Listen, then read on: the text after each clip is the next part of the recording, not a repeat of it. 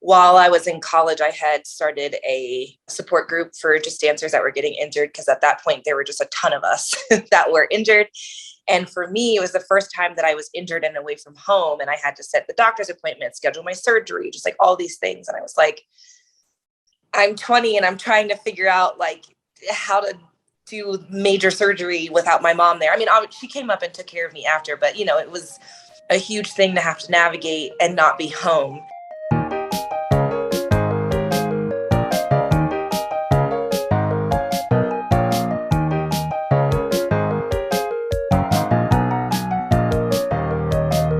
Welcome back to the Bendy Bodies podcast, where we strive to improve well-being, enhance performance, and optimize career longevity for every bendy body. This is co-host Jennifer Milner, here with the Hypermobility MD, Linda Bluestein. We are so glad that you are here to learn tips for living your best bendy life. This information is for educational purposes only and is not a substitute for medical advice. Our guest today is Jazz Bynum, professional ballet dancer with Ballet West. Jazz, hello and welcome to Bendy Bodies. Hello, thank you so much for having me. We are very excited to have you today and to get to know you better. Most definitely. So before we go into sort of the area that we want to talk about today, could you tell our listeners a little bit about yourself? Yes. So currently I'm an artist with Ballet West. I'm going into my second season in the main company, but I've been here for about 4 years. I'm originally from New Jersey / Maryland. That's where my family is from. Mostly grew up in Maryland, did my training at Maryland Youth Ballet and Dance of Harlem when they had their residency program at the Kennedy Center. And then from there, I got my BFA in contemporary performance with an emphasis in ballet from Boston Conservatory, and back to here. So how long have you been dancing with Ballet West? This will make my 5th year here. I did 1 year as a trainee, 2 years in Ballet West too. Last year was my first season as an apprentice, and then this is my second season. Excellent. I think that it's great for our younger artists to hear that you are feeling some longevity at a company, because it's been a really difficult time with the pandemic, and people who are trying to make that transition from pre-professional to professional, it can feel a little hopeless and sort of jumping all over the place. So that's great that you have been able to be in one spot for a while. That's fantastic. Yeah. So one of the things that you mentioned on your Instagram page is that you have hypermobile Ehlers-Danlos Syndrome. Mm-hmm. So before you received that diagnosis, did you notice anything different about the way you needed to train or even recover as a dancer versus your non-bendy friends? I don't know if I noticed anything drastic because of my hypermobility. I felt there was always like a struggle to be able to use my full range of motion with teachers, because so many different instructors have different ideas about how to train hypermobility, whether to use hypermobility or not. And so kind of felt a struggle there in terms of just learning how to understand my body and, how far I could push. I definitely got injured a lot more frequently. But again, it was just something that, I don't know, I thought I was a kid that I got injured. And I had like a lot of other GI symptoms that kind of led me to the EDS place as far as my physical body and injuries and things. That all didn't really tie in together until the actual diagnosis. Mm-hmm. Well, that's something that we hear very commonly. There's no one very straight path to getting a diagnosis. And so many times that when you do finally get that diagnosis, there's that, oh, that's why. Like you said, you look back and you think, well, I was just the kid that got injured all the time, or I was the clumsy kid, or I was just the kid who had GI issues. And then all of a sudden it sort of ties all together. And you go, oh, no, okay, there's a bigger issue that's been going on. Mm-hmm.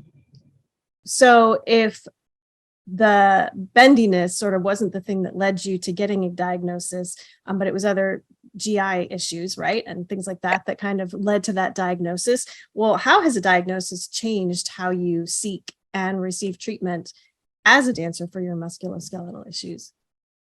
So now There are a bunch of specialists that I keep up with and make sure that all my systems are functioning properly.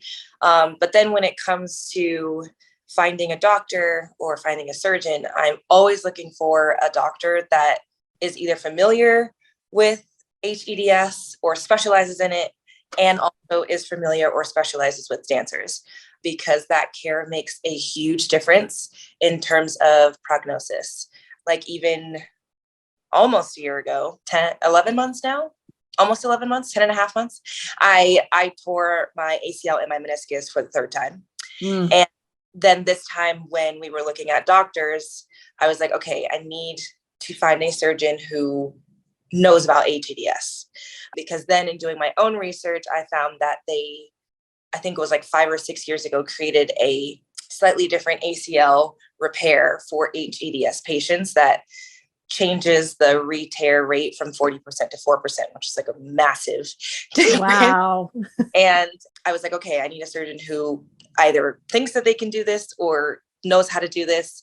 And so then I was able to find a doctor who not only specializes with hypermobility, but also has done the procedure before. So yeah, I definitely looking for that when I'm looking for doctors, because it makes a very big difference in terms of the care you get. Because the symptoms, random stomach pain is, can lead to a bigger problem for us, whereas someone else, it's just like, oh, you might just be constipated or something like that. So, well, and to be clear here, so that people understand, we're talking about hypermobile Ehlers-Danlos syndrome. We're not talking just about being flexible, right? And we try to separate being flexible from hypermobility, and having hypermobility from having something more multisystemic going on like hEDS. So we are specifically talking about someone with a connective tissue disorder here.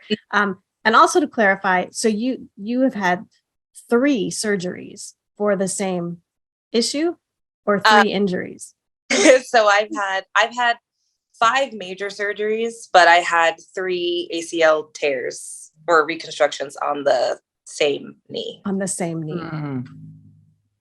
Wow. Yeah. Let's just let that sink in for a second. And the fact that you have continued to keep going, your Instagram name is the Resilient Ballerina, and that absolutely encapsulates it to be able to come back, and is such a clear example of, like you said, the importance of finding somebody who understands working with a connective tissue disorder and can approach it from a different way. Thank you. And I wanted to ask, so, a lot of ballet dancers especially are very, very flexible, right? And as Jen said, flexibility and hypermobility are 2 different things, with hypermobility being more the ligaments and how the bones are aligned and what's the shape of the bones and things like that. Whereas flexibility refers more to like neural tension and the muscles and things. So I'm just really curious, because so many dancers are probably going to listen to this, and other people, other athletes, gymnasts, whatever, and they're going to be thinking, oh my gosh, could that be me? Maybe not. I don't know. I think I am hypermobile, meaning greater than average range of motion of the joints. But then, not everybody, as Jen said, not everybody has hypermobile EDS, but it is very important to be evaluated and get a proper workup so that exactly, as you were just saying, how to get the right doctors, to work with you and all of that. So would you be willing to share more about the process of getting diagnosed with hypermobile EDS? Because I think a lot of dancers could really benefit from hearing a little bit more about your journey, if you're willing to share any more about that. So between the GI doctors that I had seen and the neurologist that I saw, they were like, you know what, maybe you should go see a genetics doctor. And so from there, I went to go see the geneticist, and she was like, yeah, you definitely have it. So obviously they did the Bynum score. You went to a geneticist, they did the Bynum score, they went through the checklist, and they were looking at different things like how stretchy your skin is and stuff like that. I just want to make sure people know it does not have to be a geneticist, because a lot of times, at least a lot of other places, I'm so glad you got to get into a geneticist, because a lot of people, especially if they suspect hypermobile, if either they do or maybe one of their doctors suspects hypermobile EDS, but their doctor's like, I don't know enough about it, I can't actually diagnose you, they cannot get in to see a geneticist. I have heard this from people, and I've seen letters that say, we're sorry, but we cannot see you because, if we don't suspect vascular or something like that, right? Which is really bad. That there's like exclusion criteria like that. I mean, that's terrible because, really people who have these conditions really should be getting in to see a geneticist. And you mentioned briefly, and I want to just touch on too, that there are different subtypes of Ehlers-Danlos, right? And the vascular subtype is very important for people to be aware of because that does present very differently, has very different signs and symptoms and things like that. Not everyone has like the classical facial features. There can be some overlap of what we call phenotypes, where some of the like you're talking about aneurysms and things like that. Some of those kind of things, like you can see a little bit more vascular fragility too, even in the hypermobile type. So there's like, possible concerns there, but there is the vascular type, which, like you said, you can do a blood test to actually determine that, or a cheek swab. So those other types, all of the other types can be, determined based off of a test. And that's really important because if you suspect one of those types, especially if you suspect the vascular type, that's a life-threatening type.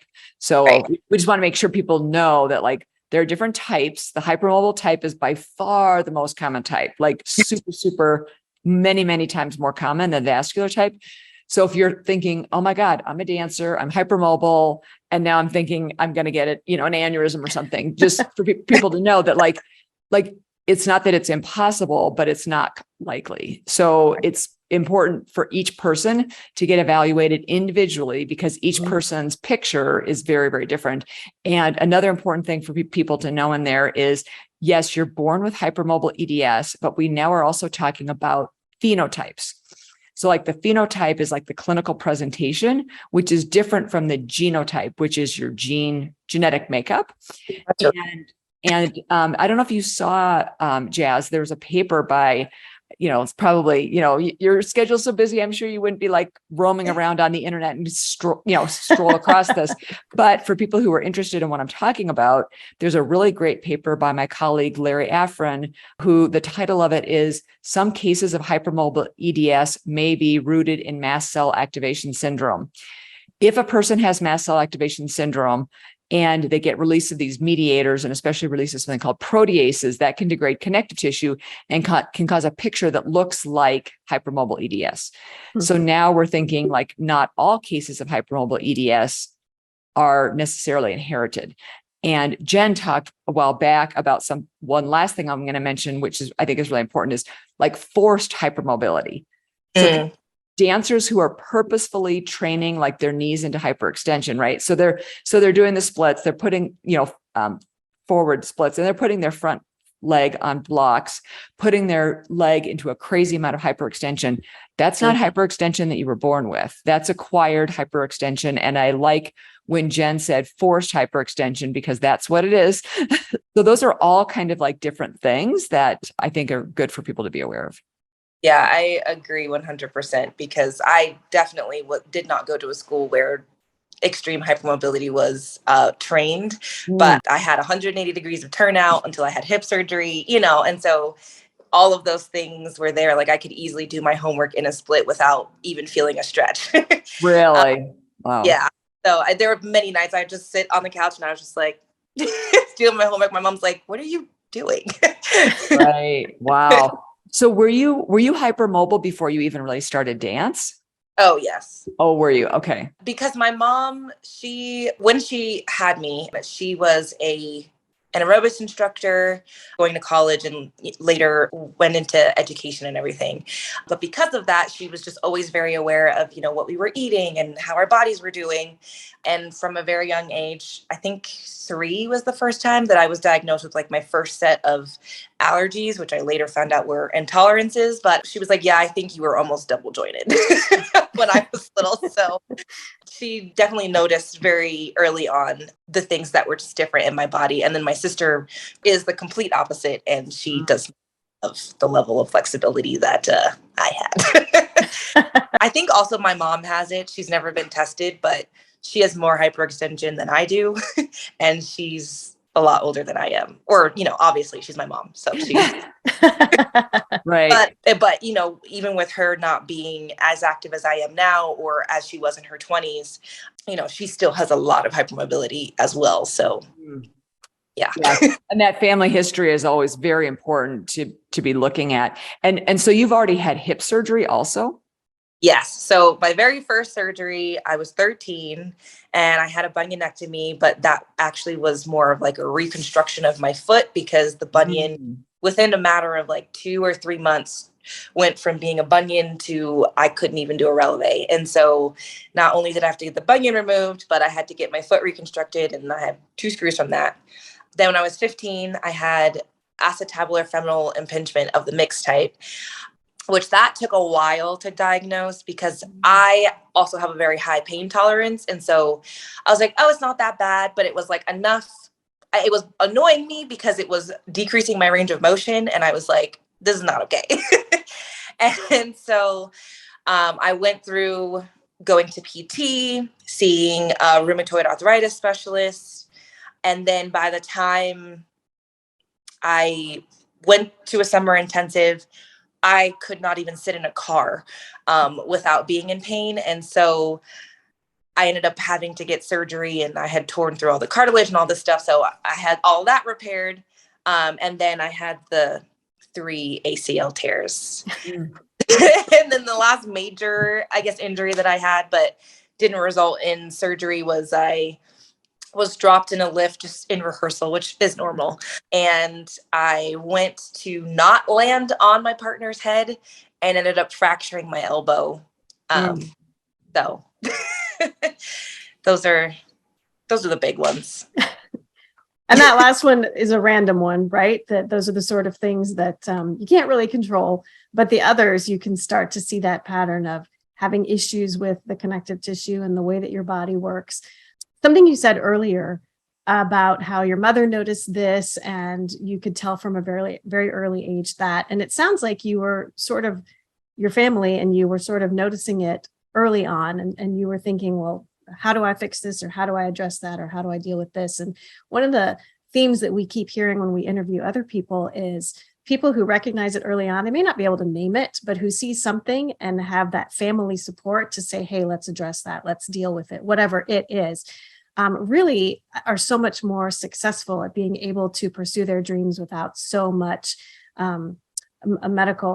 so many medical issues sort of carrying them down because they learn how to deal with those medical issues at an earlier age. So I think part of your resiliency that you have isn't just something that you have, but that you've cultivated from a younger age and have put this sort of longevity plan into place, whether you realized it or not, by managing them as they're coming up and finding specialists who will help you manage it as they come up. So it's really great for people to hear that you've had so many surgeries and yet are still going forward and moving forward with your career and continuing to progress with your career, not just like, I'm going to keep dancing, but that your career is continuing to grow and blossom. So that's really fantastic.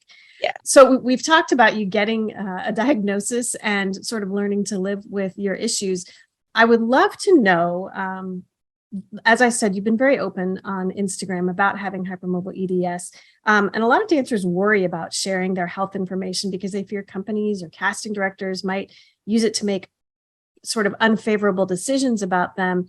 And you're being very open about it. What made you decide to talk so openly about it? And not just that, but to show it on Instagram. Here is my surgery. Here's me fighting to come back in my pirouettes and allowing us to sort of see that vulnerable process as it goes on. So what made you make that decision to be so open about it? And what kind of response have you gotten? So after my second ACL procedure is when I created the Resilient Ballerina. While I was in college, I had started a support group for just dancers that were getting injured because at that point, there were just a ton of us that were injured.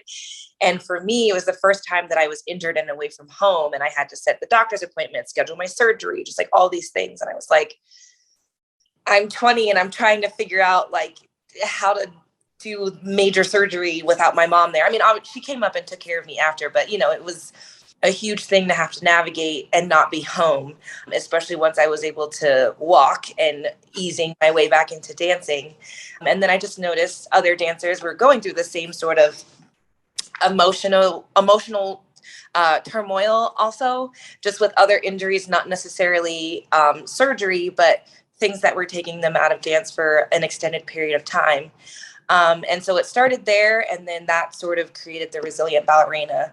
And I didn't get to create the page the way that I was able to this time in terms of doing my journey from beginning to end, because I started it kind of after I was already back. And so this time I decided to do beginning to, continuing the rest of my career, because we all get injured at different points in our career. We all go through surgeries at different points in our career, but people don't get to see that. And I think it's very important for younger dancers to understand that injuries and major surgeries are not career ending.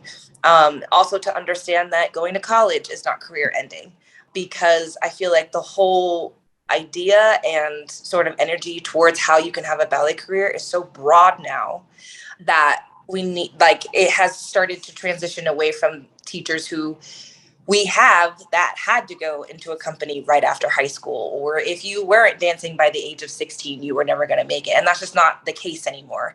I've met male and female dancers, all, walks of life, all genders, that have started at different times, that went through a whole bunch of different paths, took time off, went into a career, took time off, came back. There's just so many different ways that you can obtain this career, whether it's a big company, small company, in the US, not in the US, there's just so many things that you can do. And so I wanted to be as transparent and as clear with my journey as I could, to one, show people that your journey does not look any one sort of way. And also the dancers that you're looking up to don't just have this easy pathway into their careers either. And even if they are, it's different, and that's okay. And a lot of what I say, whether it's something that I'm writing or an interview that I'm doing, I'm always trying to remind people, that your journey is your journey, and that you don't need to compare that to the person next to you or someone that you're looking at on social media, because you have no idea where you're going to end up and what decision is going to take you into another opportunity. So that's pretty much why I decided to be so honest and transparent. And also it helped me too through my recovery process. And it's been amazing to also be messaged or people reaching out, sharing either their stories or asking for advice. Because even after I tore my ACL, there was another dancer at another company who ended up tearing her ACL as well. And, she was asking for guidance. And again, I think she hadn't started with doctors that were specialized in dancers. So for her to get guidance on how to rehab back into class or back into a company and what that looks like, helped her for her journey as well. So to be able to do that is really my goal. Keep spreading the information. Because I feel like between doctors and PTs, sometimes you're not always able to get in with people who know dancers or know exactly what it is you're getting back to. And so to close that gap of information, anytime something happens with dancers, whether I'm reaching out or they reach out, I'm like, this is what I know. This is what I've figured out the last 10 years of my life. So, yeah. And I can see where even if someone is working with a dance medicine physician, a dance medicine orthopedic surgeon, and a dance medicine physical therapist, you may still have some practical tips that you share that they're like, oh, that's great. So even if people have that, I think it's great for them to connect with you. And you're right. A lot of times we do fear that injuries are career ending. And so I think that's really great that you're helping other dancers and, paying it forward and paying it backwards, I guess, both at the same time, for other people, because that's really important. And also to that same point, even with this recovery process, like I've gone through it 3 times now, and every single one has been completely different and in really cool ways. Like I wouldn't say, I feel like if I had to pick a worse one, it'd be the first one, because I didn't have the graft I wanted and it tore after a year, which was just like, frustrating.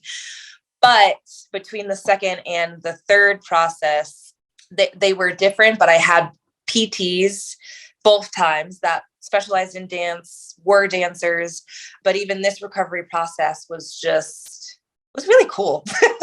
Like I had a lot of pull therapy this time. But even when it came to getting back to point work, I always felt like point work didn't need to be the last thing that you do. Because through all the recovery processes that I've been through, it was always like, once you can jump, then you can do point.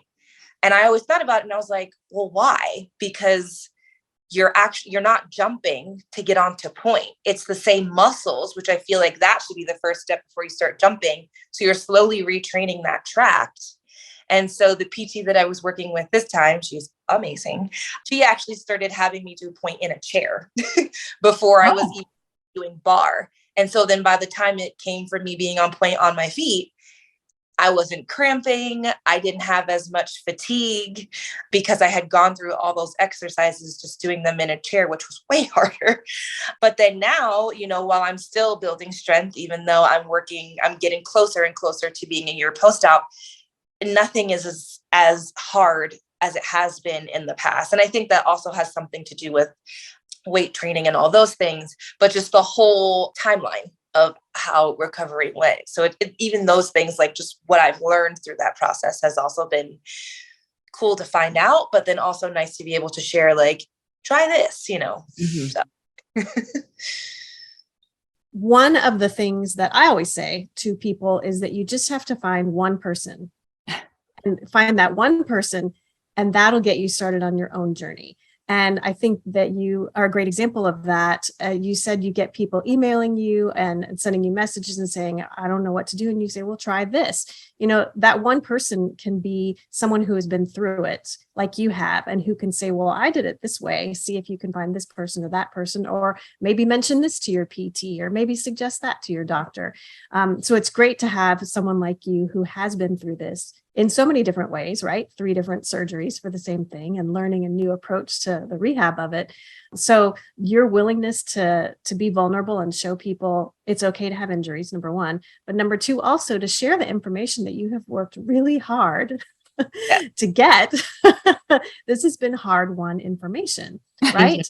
And it's great that you are willing to share that information with others and to help other people on this journey, because I know we can often feel sort of alone in all of that.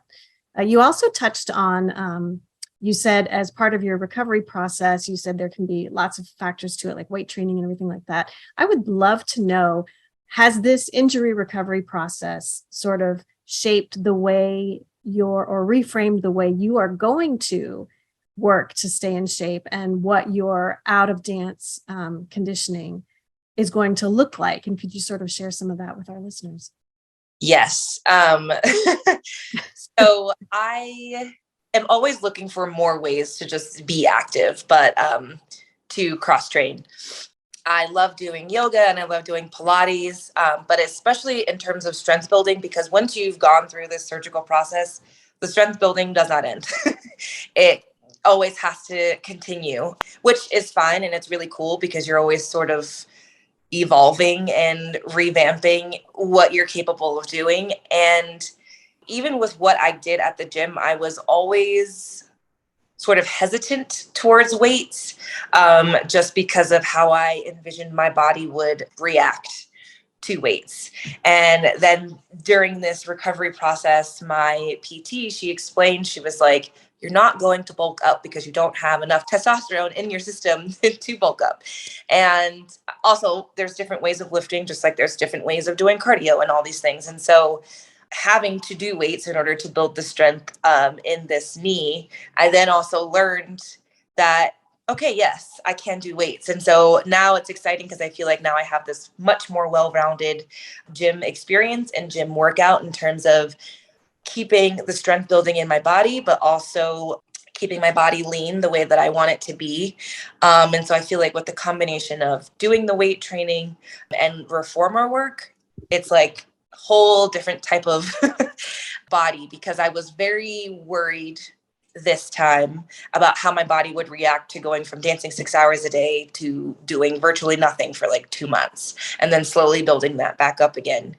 And it was very easy for me to maintain within a reasonable limit. And I didn't really realize it at first because, there's so many things that you're going through this recovery process. But I think by just allowing my body to go through the process it needed to go through and keeping my body nourished, it just worked out that way. because in past surgeries, that wasn't necessarily the case. But I think also the big difference is now I've gone through puberty. I was going through puberty at that point. So my body was still trying to figure that out, but also no matter what my body was going to do, I kept trying to remind myself, like, whatever does happen, it's okay. There's room for all of these things, and I have time to get to wherever I want to be if I was going to veer very far from that. But yeah, so it's been fun sort of to play around with different ways of cross training, and weights is definitely something that I will keep, especially in the off season, because getting power back has been probably the biggest struggle in this recovery process compared to others, especially because this surgery was way more extensive than just a normal reconstruction. So I feel like weights is probably the biggest thing. And then I'll keep doing yoga, keep hiking, doing Pilates. But yeah. Well, and weights is something that a lot of dancers, not just hypermobile ones, worry about and struggle with. And especially with hypermobility, it is really hard to build strength. And as you said, your power is kind of the last thing to come back. We find that it's very common for dancers to be able to regain that power and to be able to have that physical resiliency, that rebound, and also the big jump power as well. So that's really common. I did want to touch on something you said in that answer about at points along the way, you're thinking, where am I going to have time to get to where I'm trying to get to? You've had 1, 2, 3, 4, 5 surgeries. Is that right? Yeah. Wait, 1, 2, 3. Yes. Yes. So you've had 5 surgeries, and you have been so open and honest about your journey here. Were there moments when you thought, I don't know if this is worth it? And did you have that sort of emotional vulnerability at certain points? And how did you find the support you needed at those moments? I feel like when I did have those moments, it was out of frustration. Because even if I said it, I didn't mean it. Even this last time when I tore it, I literally could not believe it, because it had been 6 years since the second one. And so I was like, what? But immediately, okay, when surgery, it didn't even dawn on me to not continue, because my philosophy since I was a kid was like, unless you're telling me I can't walk ever again, I'm going to keep dancing. And even then, I think I would still try to find a way that I could keep dancing. So it's almost like not an option for me in a way, because it's like, even though I know how long and grueling the recovery process is going to be, I'm like, I don't care how hard it's going to be, I'm going to do it. And so I feel like where those thoughts come in, it's out of frustration or a really hard day, or feeling defeated because I can't do a quad press or something like that. But then I also know that that's my self-doubt trying to come through. And then either I'm shutting it down because I'm like, no, or my mom is like, you can do this, and I feel like most of the time it's her. Until I get past that point. Like, my mother is probably the most amazing person that I know. She sees a lot of things that I'm going through that sometimes I don't even realize what it is that I'm going through. And she's a very, very strong support, and also extremely encouraging. Like, even in terms of getting to this diagnosis, like, she fought very hard with doctors to either take my symptoms seriously or to get them to look deeper, even if they didn't feel like it was necessary. So it's been amazing to also have her as a mom in general, but especially having her a part of my team to get me where I needed to be.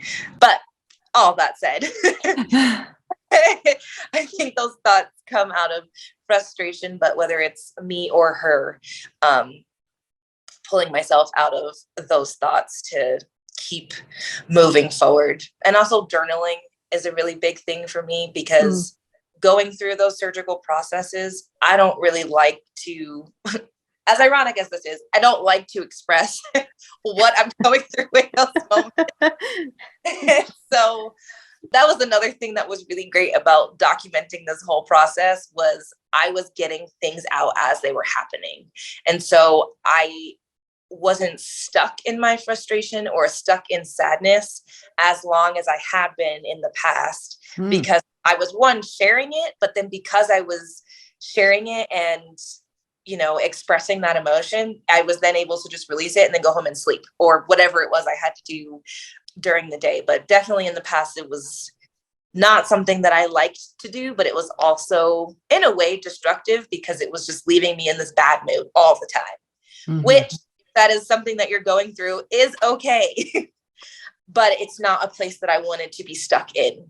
And so I'm always looking for ways to keep myself moving through those moments. So that way I'm not ignoring them, but also not being stuck in them, because that's just not where I want to be emotionally, energetically, or anything like that. So, well, and to see the importance of your mother, it's so important to have someone else by your side who can advocate for you in the doctor's office, in the living room when you are tired and exhausted and frustrating. You need that advocate, you need that cheerleader that can speak into your life.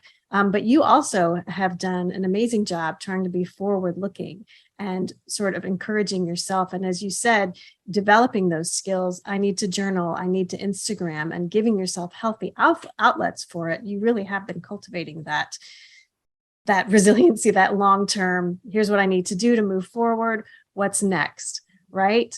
Yes. And that's amazing. That's an amazing part of your journey, I think. Is there anything that we haven't discussed that you wanted to share with our listeners? I don't think so. I think we've pretty much covered everything. I will say, though, that if this is something that you find out that you have, it's an ever evolving journey. Like now the things that I need or the things that worked for me when I was first diagnosed aren't necessarily working now, even in terms of certain things that were allergies actually turned out to be intolerances. So it's just something that you're always learning, always redefining for yourself. So keep open to learning and exploring with anything really, but especially since we're specifically talking about hEDS, just keep trying to gather information.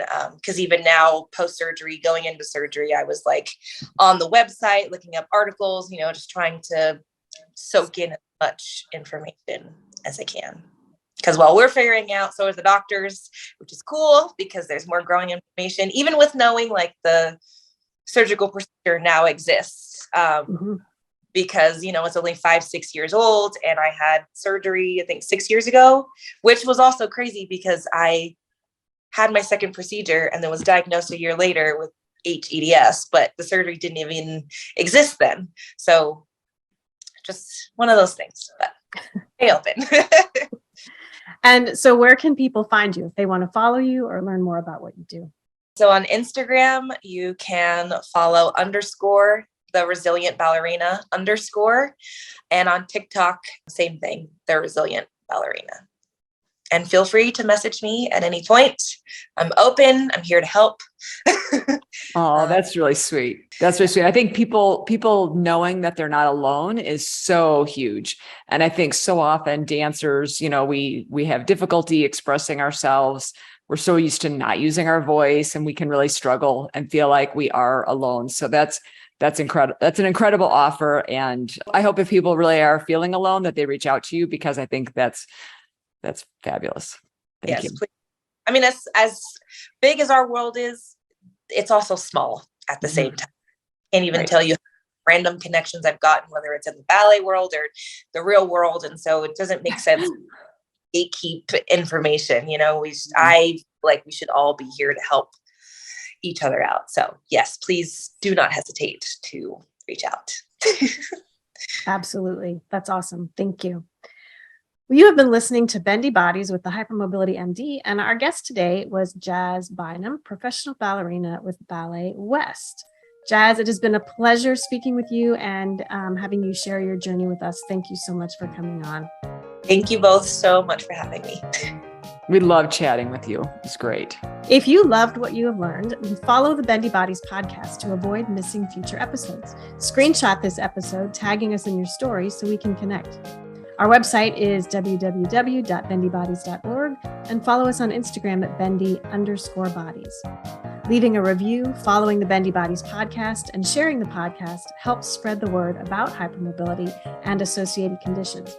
This information is not intended to diagnose, treat, cure, or prevent any disease.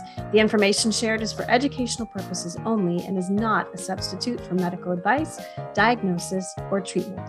We'll catch you next time on the Bendy Bodies podcast.